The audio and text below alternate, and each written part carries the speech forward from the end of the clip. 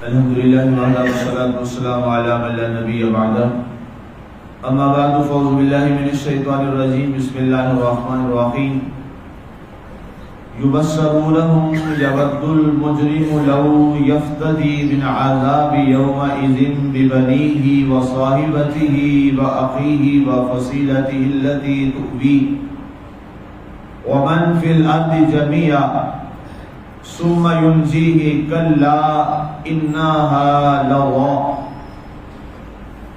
وہ سب ہم ایک دوسرے کو دکھائے جائیں گے.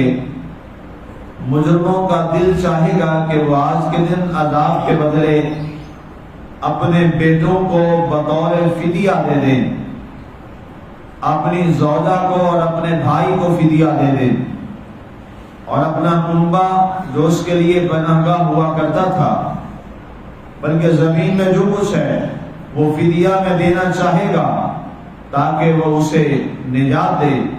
ہرگز نہیں، وہ تو بھڑکتے شعلوں والی آگ ہے. آج ہماری سورہ المعارج کی آیہ مبارکہ نمبر 15 تک کی تلاوت و ترجمہ کا شرف نصیب ہوا. سامعین، کل کی آخری ہماری آیہ مبارکہ کا جو درس مبارک چل رہا تھا، رب ذوالجلال نے فرمایا کہ وہاں پر کوئی تمہارا گہرا دوست جو ہے وہ بھی تمہارے کام نہیں آئے گا. اور اس کی پھر وضاحت میں نے یہ قرآن کی دوسری آیہ مبارکہ پڑھی کہ جو متقین اور پرہیزگار ہیں، جو قرآن نے فرمایا وہ دوست صرف کام آئیں گے، اس کے علاوہ کوئی اور دوستی اور تعلق جو ہے وہ کام نہیں آئے گا. اس کے بعد اللہ تعالیٰ نے ارشاد فرمایا یبصرونہم، وہ جب سامنے ایک دوسرے کو وہاں دکھائے جائیں گے اور وہ دیکھیں گے کہ یہ لوگ جہنم میں ہیں اور باقی لوگ جو ہیں نیک اعمال کرنے والے وہ جنت کے اندر ہیں، اور یہ جہنمی ایک دوسرے کو پھر یہ بھی جانتے ہیں، پہچان رہے ہیں. یود المجرم لو یفتدی من عذاب یوم عظیم. اب اس روز کیا ہوگا؟ رب ذوالجلال ارشاد فرماتا ہے کہ مجرم یہ چاہے گا، مجرم کی یہ تمنا ہوگی جہنمی کی، لو یفتدی من عذاب یومئذ ببنی، اس بہت بڑے عذاب کے بدلے میں اگر میرے بیٹے بھی اللہ تعالیٰ فدیے میں جزا کے طور پہ، سزا کے طور پہ اللہ انہیں لے لے اور ان کو سزا دے، لیکن آج مجھے اس جہنم سے نجات دے. اب اس آیت مبارکہ کے تحت مفسرین نے اس بات کو اور علماء نے یہ لکھا ہے کہ جس اولاد کی خاطر انسان حلال و حرام کی تمیز چھوڑ دیتا ہے، جس اولاد کی محبت میں وہ اپنے اعزاء اور اقربا کو چھوڑ دیتا ہے، جس اولاد کی محبت میں وہ نہ جانے اللہ کے کتنے احکامات کو بالائے طاق رکھ کے شیطان کی باتوں کو مان لیتا ہے، فرمایا اس اولاد کی حیثیت قیامت والے دن پھر یہ رہ جائے گی کہ خود یہ شخص کہے گا اے اللہ یہ اتنا سخت عذاب جہنم ہوگا، اتنا سخت عذاب نار ہوگا کہ کہے گا مولا میرے بیٹے بھی لینے ہیں تو لے لے، اس کے بدلے میں مجھے اس جہنم سے نجات دے. اب یہ جملہ بڑا قابل توجہ ہے جو قرآن کی آیہ مبارکہ میں بتا رہی. کل اگر ہم نے یہ بات کرنی ہے اور کل اگر کوئی مجرم شخص یہ جملہ بولتا ہے تو اسے دنیا میں رہتے ہوئے اپنی اولاد کی محبت میں اللہ کی محبت کو نہیں بھلانا چاہیے. اولاد کی محبت میں، مال کی محبت میں، رشتہ داروں کی محبت میں، دنیا کے چند ایک عارضی عہدوں کی محبت میں اللہ کی محبت کو نہیں بھلانا چاہیے. اور ہماری ساری محبتوں پر غالب محبت کس کی ہونی چاہیے؟ اللہ اور اللہ کے رسول کی محبت غالب. اور یہی اصل بنیادی پیغام ہے ہمارے دین اسلام کا. قرآن پاک کی اس آیت کی وضاحت میں نے بخاری شریف کی حدیث پاک آپ کے سامنے پیش کرتا ہوں. اس کے امام بخاری نے اپنی صحیح بخاری میں نقل کیا، فرماتے ہیں قال رسول اللہ صلی اللہ علیہ وسلم، حدیث کے راوی جناب عمر بن خطاب رضی اللہ تعالیٰ عنہ مسلمانوں کے دوسرے امیر المومنین ہیں کہ رسول اللہ صلی اللہ علیہ وسلم نے ارشاد فرمایا لا یؤمن احدکم حتی اکون احب الیہ، ان میں سے کوئی شخص اس وقت تک مسلمان نہیں ہو سکتا حتی اکون احب الیہ من والدہ وولدہ والناس اجمعین، فرمایا جب تک میں محمد صلی اللہ علیہ وآلہ وسلم تمہیں تمہارے ماں باپ سے، تمہاری اولاد سے اور ساری دنیا کے لوگوں سے زیادہ محبوب نہ ہو جاؤں، یعنی جب تک رسول اللہ صلی اللہ علیہ وسلم کی ذات پاک ہمیں ماں باپ سے بڑھ کر، اولاد سے بڑھ کر اور ساری دنیا کے لوگوں سے بڑھ کر ہمیں زیادہ پیارے نہ ہو جائیں، سرکار نے خود فرمایا تو مسلمان ہو سکتے۔ سبحان اللہ، کتنی بڑی حدیث پاک ہے، بخاری شریف کی حدیث پاک ہے۔ مطلب کیا ہے، مقصد کیا ہے کہ جب بھی انسان کوئی عمل کرے تو اس میں یہ دیکھے کہ کہیں اس میرے عمل کی وجہ سے رسول اللہ کی نافرمانی تو نہیں ہو رہی،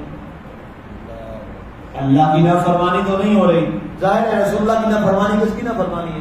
اللہ کی نافرمانی ہے، کیونکہ رسول اللہ صلی اللہ علیہ وسلم اپنی مرضی اور خواہش سے تو کوئی انہوں نے بات کبھی کی نہیں ہے، وہ ہر وہ بات کہتے ہیں جو اللہ کہلواتا ہے، اور اس کا حکم دیتے ہیں جو اللہ حکم دیتا ہے، اور ہر بات سے روک دیتے ہیں جس سے اللہ روکتا ہے۔ تو پتہ چلا، قرآن نے ہمیں بتا دیا ہے، آج مبارک کا درس آپ پیچھے سنا ہے، میں یطع الرسول فقد اطاع اللہ، جس نے ہمارے رسول کی اطاعت کر لی اس نے اللہ کی اطاعت کر لی۔ اطاعت رسول ہی اطاعت الہی ہے، اور نافرمانی رسول ہی نافرمانی خدا ہے۔ اس لیے یہ قرآن کی آیت مبارکہ ہمیں دنیا کے اندر جھنجھوڑ رہی ہے، ہمیں جھنجھوڑ رہی ہے۔ خدا را اپنی محبتوں کو، اپنی چاہتوں کو، اپنی رفاقتوں کو، اپنے اعمال کو کبھی اللہ کی محبت پر غالب مت آنے دیجیے گا۔ صحابہ کرام رضوان اللہ تعالیٰ علیہم اجمعین، ان کی بے شمار مثالیں ایسی ہیں کہ انہوں نے اس آیت مبارکہ پر کیسے عمل کر کے دکھایا، اللہ کی محبت اور رسول اللہ کی محبت کو کیسے غالب کیا۔ ان کا باپ تھا، ان کا بیٹا تھا، اس نے اگر رسول اللہ صلی اللہ علیہ وسلم کی بارگاہ میں اگر کوئی بات ایسی کی، اللہ کے رسول کی نافرمانی کی، اپنی ہی تلوار سے اس کا سر اڑا کے رکھ دیا۔ ایسا کی واقعہ غزوہ بدر کے اندر حضرت ابو بکر صدیق رضی اللہ تعالیٰ عنہ سرکار کی جانب لڑ رہے تھے، جہاد کر رہے تھے، اور آپ کا بیٹا جو ہے وہ کفار کی جانب سے تھا، تو مقابلے میں باپ بیٹا ہے، تو ظاہر بیٹے کی تلوار کے بعد میں ان کا باپ حضرت ابو بکر صدیق آ گیا، تو انہوں نے تلوار کو ایسے کر لیا کہ میرا باپ ہے، ان کو بچا دیا، ان کے اوپر تلوار نہ چلائی کہ میرا والد ہے ابو بکر صدیق رضی اللہ تعالیٰ۔ بعد میں حضرت عبداللہ نے جب مسلمان ہو گئے، کہنے لگے ابا جان آپ کو یاد ہے فلاں غزوہ کے اندر جب آپ میرے بعد میں آگے تھے اور میں نے آپ کو تلوار کو ایسے کر کے آپ کو بچا دیا تھا کہ میرا والد ہے، میں یہ کام نہیں کر سکتا۔ تو سیدنا صدیق اکبر نے اس وقت فرمایا، یہ اس وقت مسلمان ہو چکے تھے، کہ اے بیٹے اگر اس دن تو میری تلوار میں آ جاتا نا تو میں تیرا سر اڑا کے رکھ دیتا کہ تو میرے محمد کا دشمن۔ یہ ہے رسول اللہ کی محبت، یہ ہے اللہ کی محبت۔ ہم چھوٹی چھوٹی محبتوں میں، دنیا کی محبتوں میں اللہ کی محبت کو پیچھے چھوڑ دیتے، رسول اللہ کی محبت کو پیچھے چھوڑ دیتے۔ مسلمان کی آج دنیا میں رسوائی کی وجہ بھی ہے، مسلمان کے آج پسپا ہونے کی وجہ یہ ہے، جب تعداد میں تھوڑے تھے تب حکمران تھے پوری دنیا پر، سوچنے کی بات ہے۔ جب تعداد میں بہت تھوڑے تھے مسلمان تب پوری دنیا پر حکمران تھے، اور جب کروڑوں میں ہو گئے ہیں، اربوں میں ہو گئے ہیں، اب محروم ہے ہر جگہ، ہر جگہ جوتے کھا رہے ہیں، ہر جگہ مر رہے ہیں مسلمان، ہر جگہ مسلمان ہی مر رہے ہیں، مظلوم ہیں، اور ظالم ہم پہ ظلم کر رہے ہیں اور حکومتیں کر رہے ہیں۔ تو سوچنا تو چاہیے نا وجہ کیا ہے۔ تب تھوڑے تھے لیکن کام والے تھے، اب تعداد میں ہیں، کام والے نہیں رہے مسلمان، اور اس میں ایک ہی وجہ ہے کہ ہم نے سیرت رسول کو چھوڑا، ہم نے محبت اسلام اور دین اسلام کو چھوڑا، محبت رسول کو چھوڑا، اور پھر ہوا کیا کہ غیر اور اغیار ہمارے اوپر مسلط ہوتے چلے گئے۔ اسلام کی کیا طاقت، اس پر پورا خطبہ میں نے دیا تھا کہ اسلام اپنی طاقت کیسے رکھتا ہے، اگر اللہ کرے ہمیں وہ احساس ہو جائے کہ اسلام کی طاقت کیا ہے۔ اس کے بعد فرمایا گیا اللہ اکبر وصاحبتہ وأخیہ، کہا ہے اللہ میں جس عذاب میں مبتلا ہوں، اگر میری بیوی کو اس جگہ جہنم میں ڈال دے تو میری بیوی کا فدیہ قبول کر. جس بیوی سے محبت کرتا ہے، جس بیوی کی محبت کی وجہ سے نافرمانی بھی کر لیتا، پھر کہے گا وَبَأَخِيهِ ہے مولا میرا بھائی لے لے، لیکن مجھے یہاں سے نکال دے، میرے بھائی کا فدیہ قبول کر دے. وَفَصِيلَتِهِ الَّتِي تُؤْوِيهِ، اور اس کے بعد کیا کہے گا؟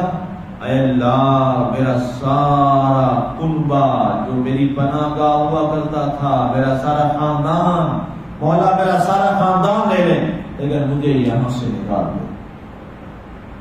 اولاد، ماں باپ، بہن بھائی، بیوی، بچے، سب کچھ، خاندان، رشتے دار سارے فدیہ دینے کو تیار ہے کہ سارے دے لے لیکن اب مجھے یہاں سے نکال دے. اللہ نے فرمایا نہیں، دنیا میں میں نے کہا تھا ان کو قربان کر کے میری محبت میں آ جا، تب تو نے انہیں قربان نہیں کیا تھا، آج میں انہیں کیوں قربان کر تیری جگہ، آج میں کیوں ان کا فدیہ دوں تیری جگہ پہ؟ ایسا نہیں ہوگا. وَمَنْ فِي الْأَرْضِ جَمِيعًا، اور یہ آخری الفاظ کو قرآن کے وَمَنْ فِي الْأَرْضِ جَمِيعًا، کہے گا اے اللہ ان خاندان سے بڑھ کر زمین میں جو کچھ ہے، پوری روئے زمین پر جو کچھ ہے وہ فدیہ میں دینا چاہے گا وہ کہ یا اللہ وہ سب کچھ لے لے مجھے یہاں سے نجات دے دے. تم لا، اللہ فرمائے گا ہرگز نہیں، ہرگز نہیں. اب ساری کائنات بھی تو اگر دے دے تو تیرا فدیہ اس کا عوض نہیں بنے گا. انہا لظا، بے شک یہ بھڑکتے ہوئے شعلوں والی آگ ہے، شعلوں والی آگ ہے. مسلمانوں سے پہلے کہ علماء آئے کہ ساری دنیا بھی ہم اللہ کے سامنے رکھیں تو وہ قبول نہ کرے، اس سے پہلے ہم تھوڑا سا دنیا میں رہتے ہوئے تھوڑی سی قربانی دے کر اور تھوڑا کچھ دے کر اپنے مالک کو راضی کر کے ہمیشہ رہنے والی جنتوں کو اپنا مقدر بنائیں. سبحان اللہ، ماشاءاللہ. اس سے پہلے کہ وہ لمحے آ رہے ہیں. اللہ ہمیں عمل کی توفیق عطا فرمائے، اللہ ہمیں عمل کی توفیق عطا فرمائے. آمین. وما علینا الا البلاغ.